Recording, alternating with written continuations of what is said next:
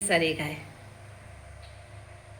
বৰষুণ বতৰত চবকে খিচাৰি পচন্দ আজি বনায়ে ল'লোঁ খিচাৰি হৈয়ে গেল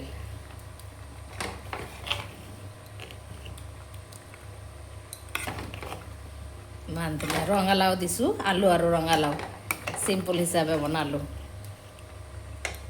ধুনীয়া খিচাৰি হৈ গেল